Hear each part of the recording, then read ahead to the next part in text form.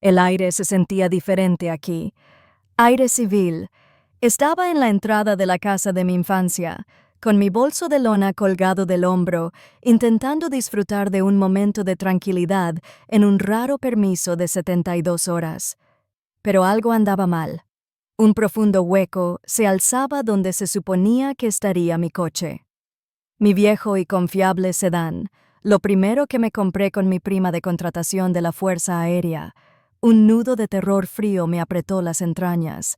Sabía con una certeza que me agotaba hasta los huesos quién era el responsable. Abrí la puerta y me impactó el sonido de unas risas. Allí estaban, reunidos en la sala como un retrato familiar perfecto. Mi hermana, Chloe, la radiante pero completamente dependiente niña de oro de la familia, hojeaba folletos de viajes satinados. A su lado estaba mi madre, Eleanor, una mujer que valoraba una casa tranquila por encima de una hermosa, sonriendo radiante a su hija favorita. Y mi padre, Richard, un hombre que veía mi carrera como una decepción personal, estaba recostado en su sillón con una mirada profundamente satisfecha. Estaban planeando un viaje a Hawái. ¿Dónde está mi coche?, pregunté. La pregunta quedó en el aire, pero la risa ni siquiera cesó. Mi madre se negó a mirarme a los ojos. Su sonrisa se volvió repentinamente rígida y frágil. Chloe simplemente sonrió con suficiencia, con un destello de cruel diversión en sus ojos. Finalmente mi padre suspiró, con una expresión de puro enfado, como si yo fuera el que estaba creando el problema. «Lo vendimos», dijo con una voz sorprendentemente despreocupada. Era la manera perfecta de financiar las vacaciones familiares que necesitábamos. Unas vacaciones familiares de las que apenas me había enterado, parecía. Las palabras no me impactaron al principio, solo un sordo golpe de incredulidad antes de que me invadiera el dolor familiar. «No tenías derecho», dije con una voz peligrosamente serena. Mi padre se burló, negando con la cabeza. «No seas egoísta, Marina. ¿Para qué necesitas un coche? Vives en una base». Entonces llegó el golpe mortal, no de él, sino de Chloe. Soltó una carcajada aguda, con la voz cargada de desprecio. «Sí, Marina», intervino. «Vuelve al cuartel». Mientras tanto, mi madre me observaba, con su plácida sonrisa, diciéndome que todo estaba perfectamente bien, y punto. No fue la venta del coche, sino la expresión de sus rostros, la crueldad despreocupada. Yo no era su hija, era una línea de crédito, y en ese momento me di cuenta de que acababan de retirar su dinero. Para entender lo que hicieron con mi coche, hay que entender la historia que mi familia se contaba a sí misma. Era una historia que llevaban escribiendo más de 20 años con dos personajes principales. La primera fue mi hermana, Chloe, la niña de oro, la artista sensible, la que necesitaba protección, y luego estaba yo, Marina, la fuerte, la independiente, la soldado.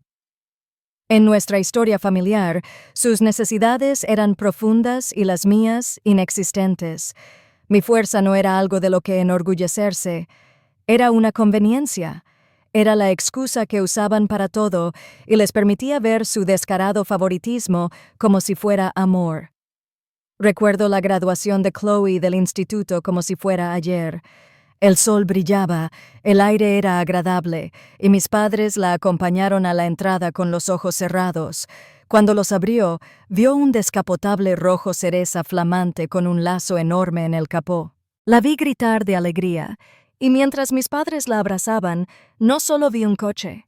Vi el libro de cuentas interno pasar ante mis ojos, cada lección de guitarra que pedí y que no podían pagar, la laptop rota que tuve que reemplazar con el dinero de mi trabajo a tiempo parcial.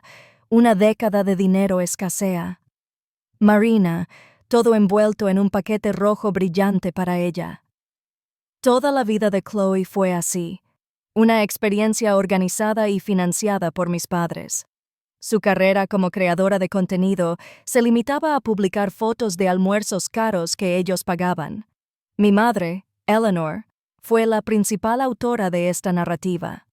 Es una mujer que mide su propio valor según cuánto la necesitan sus hijos, lo que significó que permitió la impotencia de Chloe en todo momento. La adicción de Chloe hizo que mi madre fuera importante. Mi independencia, en cambio, le parecía un rechazo. Mi padre, Richard, era el editor. Es un hombre obsesionado con las apariencias, y una hija que prefería los trajes de piloto a los vestidos de verano no encajaba con la imagen que quería presentar en el club de campo. No podía presumir de mis autorizaciones de seguridad ni de mis horas de vuelo, pero sí podía presumir del pequeño éxito de Chloe en una exposición de arte local. No eran malas personas, no como se ve en las películas, simplemente estaban profundamente inmersos en una versión de la realidad que los hacía sentir cómodos. Y mi parte en esa realidad era ser invisible, no necesitar nada, estar bien. Recuerdo el día que recibí mi carta de aceptación en la Academia de la Fuerza Aérea de los Estados Unidos. Rebosaba de emoción y orgullo. Se lo enseñé en la mesa, esperando, no sé, una celebración, un pastel. Lo que recibí fue un silencio lento y vacilante. Mi padre dejó el tenedor y me miró con expresión de dolor. «Bueno, Marina», dijo finalmente, «si eso es lo que de verdad quieres». Mi madre asintió con una leve sonrisa, como si acabara de anunciar que me mudaba a una luna desolada. No hubo fiesta. No hubo felicitaciones. Lo trataron como una etapa extraña y un poco vergonzosa. Esto se convirtió en un patrón para toda mi vida adulta. Sus dos realidades no podían coexistir, así que la mía simplemente se borró. No vinieron a mi graduación de la academia. Chloe estaba pasando por una ruptura muy difícil y los necesitaba. Se perdieron todas mis ceremonias de ascenso, de teniente, capitán y mayor, cada una marcada por una llamada de felicitación de mi comandante y un mensaje de mis padres horas después diciendo: «Oh, lo siento, no pudimos venir. La inauguración de la galería de Chloe era esta noche». Su mundo era pequeño y estaba completamente centrado en ella. Simplemente no había espacio para el mío. Les encantaba la idea de mi fuerza, pero se negaban a presenciar ninguna prueba de ella. Era más fácil fingir que no requería ningún sacrificio. El ejemplo más doloroso ocurrió hace un año. Estaba en una escala de 36 horas en Alemania tras un extenuante despliegue en Oriente Medio. Era mi primera oportunidad de llamar en semanas. Estaba exhausto, emocionalmente herido, y solo quería escuchar sus voces. Mi mamá contestó y su voz sonaba frenética. Le pregunté si todo estaba bien, y me dijo: «Ay, cariño, no puedo hablar. Chloe está teniendo una crisis». Su mejor amiga publicó una foto de una fiesta a la que no la invitaron. Me quedé allí parada con un teléfono satelital en medio de una base aérea ruidosa a miles de kilómetros de casa, escuchando una crisis sobre una publicación en redes sociales. Le dije que lo entendía y que la llamaría en otro momento. ¿Qué más podía hacer? Acostada en mi cama de niña esa noche, la noche que vendieron mi coche, los oí abajo riéndose y ultimando planes de viaje. El sonido ya no me enfadaba, simplemente me aclaraba las cosas. El libro de cuentas estaba completo, la historia estaba escrita. Había pasado toda mi vida intentando escribir un nuevo capítulo para que me vieran, pero estaban perfectamente contentos con el libro que tenían. Nunca jamás cambiarían. Y allí, tumbados en la oscuridad, una extraña calma me invadió. Había pasado 20 años esperando que me vieran. Era hora de dejar de esperar y simplemente dejar que me vieran. No hubo lágrimas. Creo que eso fue lo que más me sorprendió. Mientras doblaba mi ropa y la guardaba en mi mochila con precisión lenta y metódica, esperaba que la ira o la familiar punzada de dolor me invadieran el pecho. Pero nunca llegó. En su lugar, algo nuevo, algo frío, silencioso y duro, una determinación que parecía acero cristalizándose en mis venas. No estaba huyendo de casa. Estaba haciendo una retirada estratégica de una batalla que finalmente me di cuenta de que nunca podría ganar y que, para empezar, no tenía por qué luchar. En mi mesita de noche había un pequeño marco plateado. Dentro había una foto de una yo mucho más joven, de unos 10 años, sonriendo a la cámara con la boca abierta, desesperada por complacer.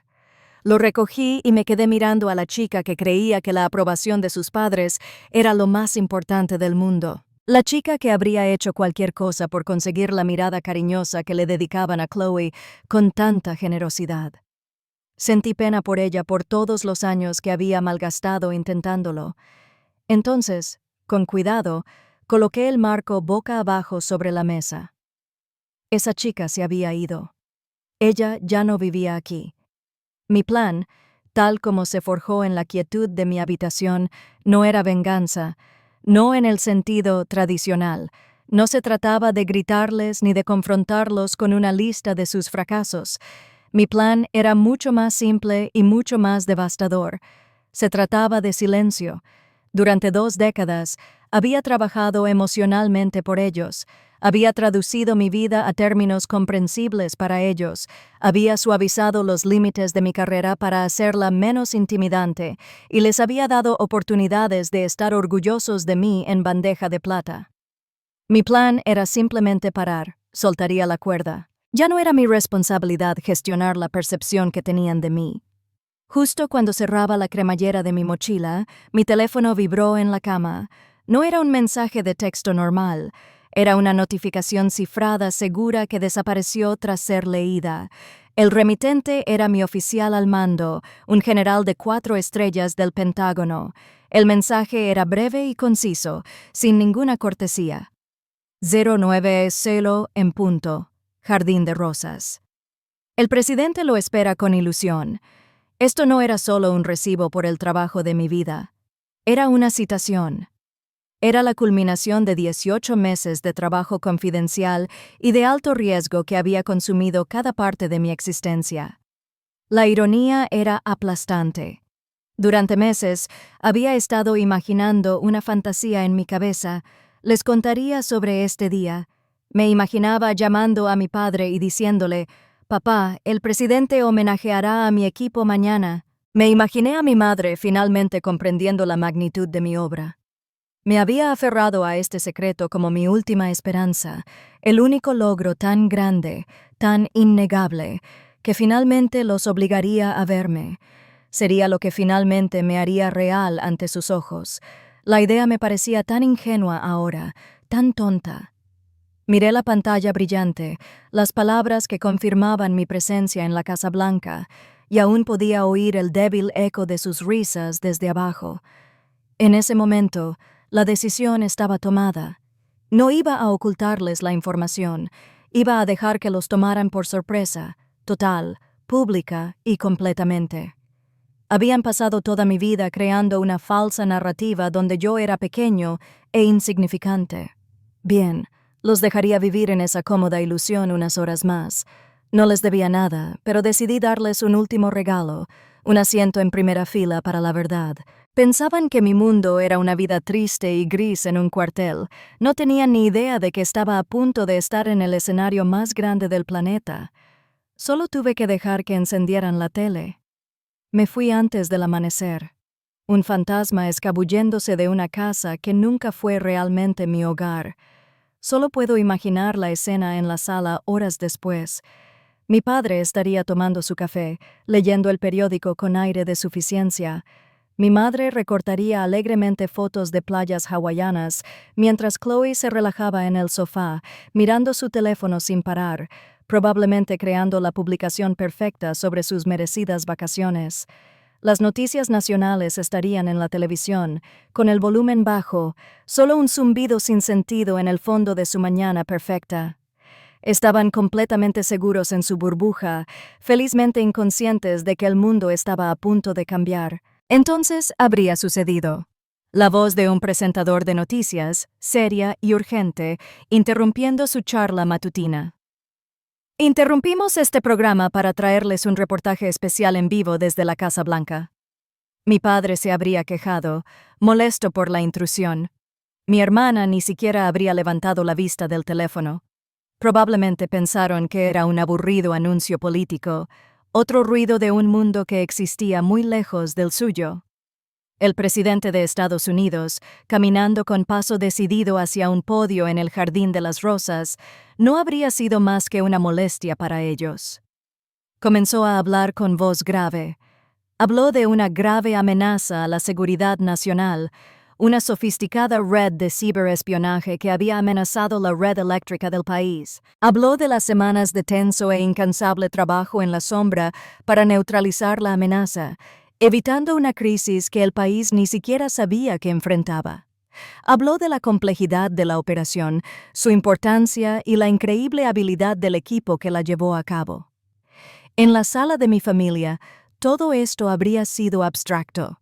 Una historia sobre otras personas, otras vidas. No tenía nada que ver con ellas. Entonces, el tono del presidente habría pasado de serio a agradecido. Empezó a hablar de la persona que dirigió la operación, elogiando su extraordinario liderazgo, su discreto profesionalismo y su inquebrantable dedicación a este país. Lo llamó un verdadero héroe estadounidense. Mi padre podría haber bajado ligeramente el periódico, con un destello de curiosidad en el rostro. Mi madre podría haber dejado de hacer álbumes de recortes, pero aún así no lo habrían entendido. La idea de que alguien conocido, alguien de su propia casa, pudiera ser objeto de tales elogios simplemente no estaba en su vocabulario. Era imposible. Y entonces el presidente habría mirado directamente a la cámara, con una mirada orgullosa y firme, y habría dicho las palabras que destrozarían su universo. Es un gran honor para mí presentar al artífice de este éxito, un patriota que ha servido a esta nación con brillantez y valentía. Habría hecho una pausa para lograr un efecto impactante, dejando que el peso del momento se asentara. Quiero expresar la más profunda gratitud de la nación a la Mayor General Marina Vance de la Fuerza Aérea de los Estados Unidos. Su nombre, mi nombre, habría quedado suspendido en el aire como una detonación. Un instante después, la cámara del televisor habría enfocado al presidente en mí. Estaba de pie a pocos metros de distancia, completamente inmóvil, con mi uniforme de gala. No el sencillo uniforme militar que imaginaban, sino la chaqueta azul oscuro cubierta de cintas que jamás habían visto. Los botones plateados pulidos brillaban bajo el sol de la mañana. En cada hombro llevaba 2 estrellas plateadas, la insignia de un mayor general. Parecía tranquila, concentrada y completamente fuera de su alcance. Ya no era su hija decepcionante. Era una oficial de la Fuerza Aérea de los Estados Unidos, recibiendo un homenaje del presidente. Ojalá lo hubiera visto. Ojalá hubiera sido una mosca en la pared para ver cómo su mundo cuidadosamente construido se agrietaba y se desmoronaba en tiempo real. La taza de café de mi madre se le habría resbalado de las manos, dejando una mancha oscura en su alfombra blanca inmaculada. Su rostro, una máscara de incredulidad. El teléfono de Chloe habría caído al suelo, boquiabierta, con la sonrisa petulante que lucía como una armadura desaparecida por completo. Y a mi padre, me lo imagino perfectamente. Se habría quedado mirando fijamente, con el rostro lleno de confusión, luego de conmoción, y finalmente un horror incipiente. No orgullo. Habría sido el terror de un hombre cuyas mentiras acababan de ser expuestas al mundo entero. Entonces, como si estuviera en cue, el teléfono de casa habría empezado a sonar, un sonido agudo y penetrante. Luego el celular de mi padre, luego el de mi madre. Sería una avalancha. Amigos, vecinos, socios, otros familiares, todos llamando con la misma pregunta frenética en los labios. Richard, ¿estás viendo esto? ¿Esa es tu Marina? Ya no eran los guardianes de mi historia, la verdad ahora era de dominio público y les llegaba directamente a la puerta. Habían pasado toda mi vida mirándome fijamente. Ahora todo el país me observaba, y finalmente se vieron obligados a ver. Tras la ceremonia, tras el firme apretón de manos del presidente y los respetuosos gestos de mis colegas, me acompañaron a una tranquila sala de espera.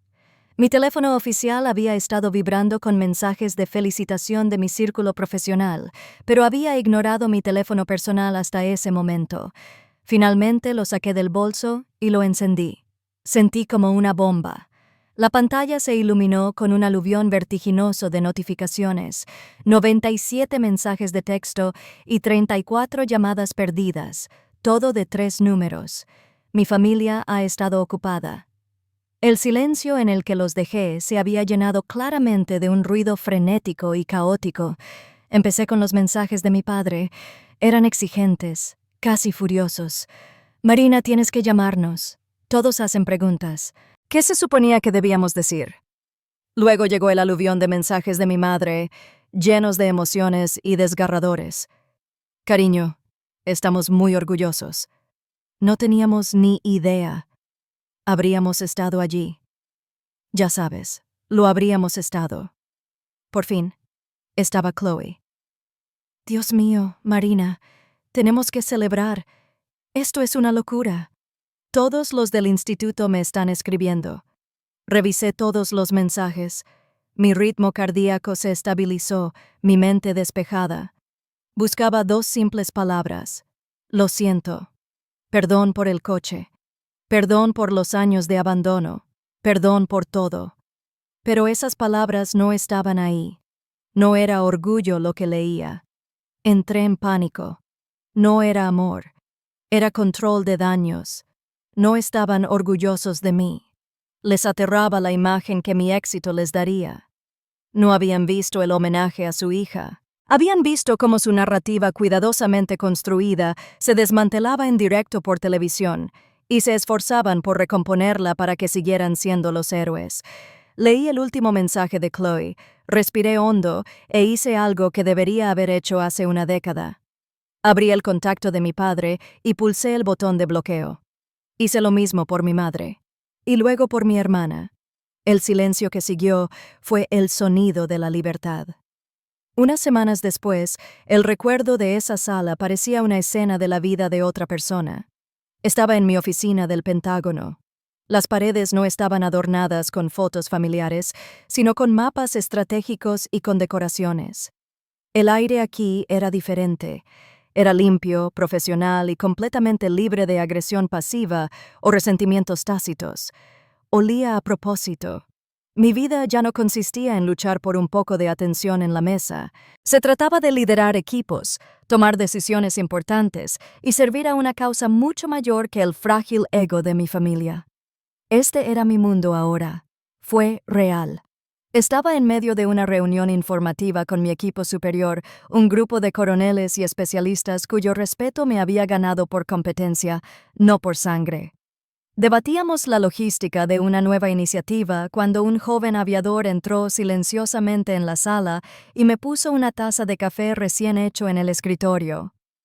«Su café, señora», dijo, con una voz llena de reverencia, profesional y profundamente genuina.